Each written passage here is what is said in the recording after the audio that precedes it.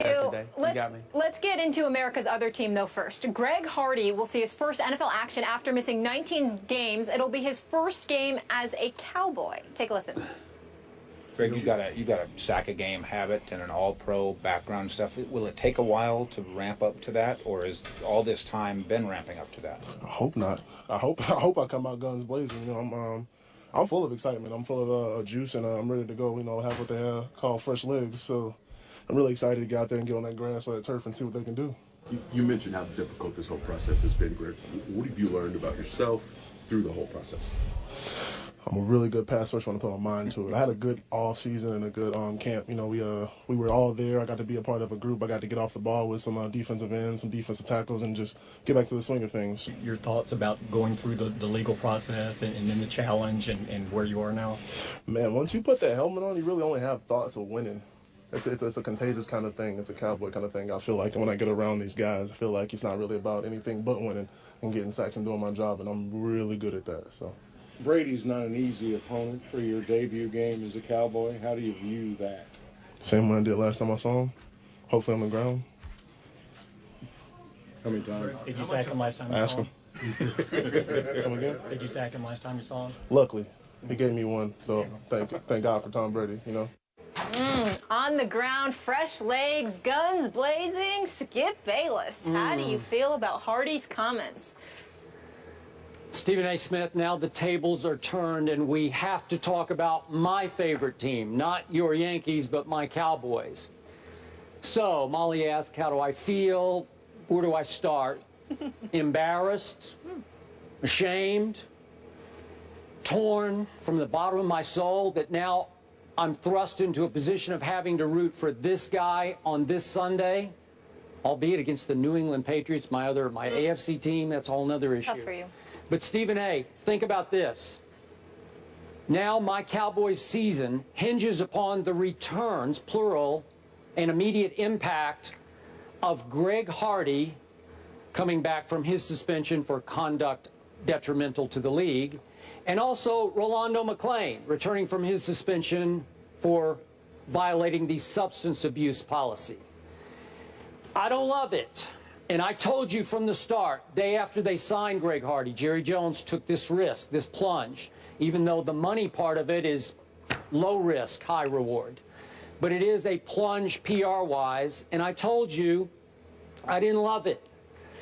And I told you that I will disqualify myself when the games start, the real games start. I'm still going to root for my Cowboys, but I'm going to have a hard time including him in the mix of my Cowboys. And what he said yesterday, Stephen A., makes that even harder for me. I just wish that somebody had been able to get to Greg Hardy before he did his first interview as a Dallas Cowboy and counsel him a little bit, prep him a little bit about what to say and maybe what not to say. And apparently nobody did, which made this even harder. I did not want to hear him say, because it was not a very good idea, to say I'm going to come out, says Greg Hardy, guns blazing, when your accuser, back in your sexual violence case, said that you threw her on a couch that was filled with semi-automatic weapons? Really? Ugh, that made me cringe. And after all that you went through, and I guess we should refresh everybody's memory, a district judge found Greg Hardy guilty as charged by the accuser, but then there's a little tricky North Carolina law that allows an appeal to a different court for a jury trial, and she did not participate in that appeal, and there were many reports, including an indication from the police, that she settled the case out of court. She was paid off. So let's keep that in perspective. And now Greg Hardy yesterday takes another wrong path. Another one made me cringe, where he starts talking about how attractive Tom Brady's wife is. Hope she comes to the game. Hope she brings her sister. Hope she brings a lot of her friends. Just stop it. Just give it some time. Give it a rest, please. And then he goes another step, and he thinks it's funny. He's doing a little bit of shtick, and indicates that he votes for his Pro Bowl quarterback based on their choice of wife or girlfriend. Again, he's just trying to be funny. It ain't funny, Greg. Not now. Please stop it. at least he could have had the good sense to let some time pass before he started talking about guns blazing and how attractive quarterbacks' wives are. Just hit me the wrong way, Stephen A. It made me a little sick at my stomach. I'll still root for them, but man, I can't root for this guy. Sorry.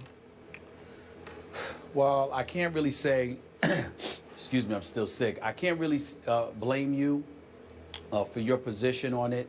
I'm not going to hold against him the specific things that he said, Skip, because he's paid to play football. And let's face it, regardless of how bright a lot of these athletes may be, sometimes articulating and elocuting their thoughts is a bit of a challenge. They don't get paid to do what we do for a living. They get paid to do what they do for a living. So the manner in which they say, or their word usage, you know, their diction, their tenor, their vocabulary, you're victims of habit. If that's how you talk, that's how you talk. So I'm not going to hold that against him as much as you have. Where I do agree with you is from the macro perspective. Somebody should have gotten to him and have talked to him, because Skip Bayless, I'm here to tell you right now, no matter how strong Greg Hardy is, literally and figuratively, I'm here to predict to you that if he doesn't change or modify his approach in some fashion, he's going to break before this season ends. And here's what I mean by that statement. When somebody's asking you a question about what the offseason has been like and what these suspended games have been like for you, you can't sit up there and sidestep by saying, I'm thankful for another day to get sacks, man. Any day I can wake up and rush the quarterback is an awesome day. At some point in time, you're going to have to deal with the allegations and ultimately the conviction from a bench trial in North Carolina.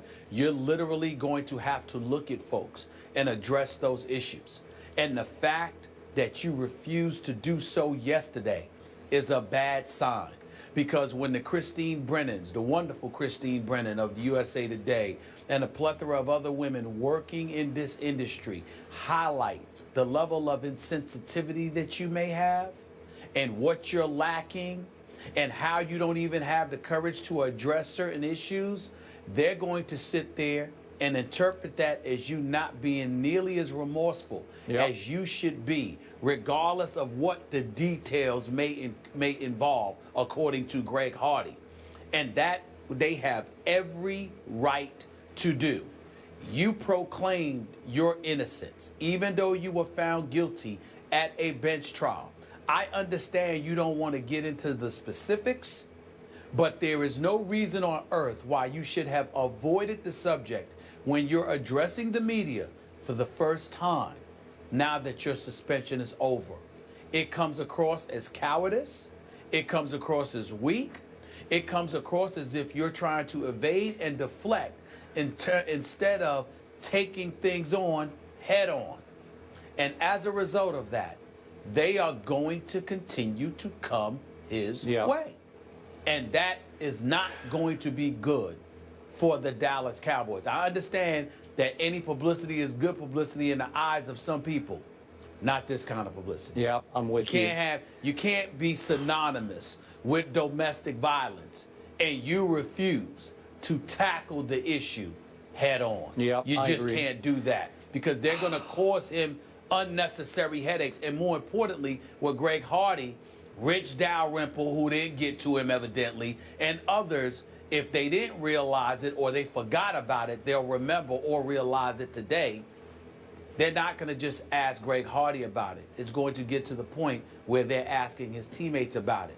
And not only are they going to do that, Skip, on a day like yesterday, they're going to do it when he's successful. Yeah. He could go out there and get 3 or 4 sacks. That'll prompt them to ask more questions. And it's all going to be because he didn't address it head on when he had an opportunity to. I think he missed an opportunity here. I think he made a huge mistake.